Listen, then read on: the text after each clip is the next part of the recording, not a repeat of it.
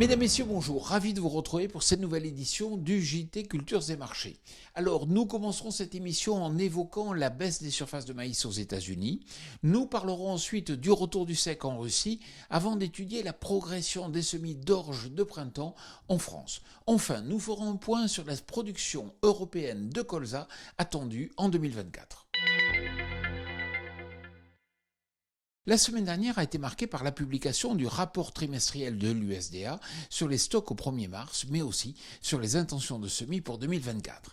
Ainsi, les surfaces américaines de maïs sont ressorties en baisse de 5% par rapport à l'an passé, à 36,4 millions d'hectares, soit bien en dessous des attentes de 37,1 millions d'hectares. Il faut dire que l'évolution des prix du maïs et du soja depuis le début de l'année rend l'oléagineux bien plus rentable. C'est pourquoi les surfaces de soja seraient en hausse de 3,5%. Je vous l'ai dit souvent, les potentiels de production du blé en Russie sont pour le moment optimistes, au-dessus des 90 millions de tonnes, et cela pour la troisième année consécutive. Alors pour autant, le retour de conditions plus sèches et plus chaudes fait naître quelques inquiétudes depuis plusieurs semaines.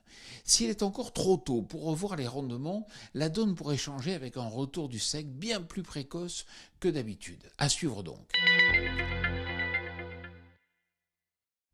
Automne, hiver et printemps très humides, le climat de cette campagne, pour le moins exceptionnel, est bien peu favorable à nos productions. Cela est vrai en France, mais aussi dans une majeure partie de l'Europe. Les semis d'orge de printemps ont été fortement retardés cette année, avec 82% des surfaces françaises désormais emblavées, contre 95% en moyenne sur 5 ans à cette même date. On sait déjà qu'il y aura des pertes d'emblavement en France, et le nord de l'Europe est également concerné, en particulier le Danemark et le Royaume-Uni, deux pays producteurs d'orge de printemps. 19,5 millions de tonnes, c'est la production de colza attendue en Europe, contre 20 millions de tonnes l'an passé. Actuellement, nous sommes au stade de floraison, une période clé pour l'élaboration des rendements. Or, le manque de rayonnement et la poursuite des pluies posent question, et de nombreux analystes revoient leurs estimations de production. En cas de nouvelle dégradation des rendements estimés, la situation pourrait rapidement se tendre sur le marché du colza, avec des besoins d'importation de plus en plus importants.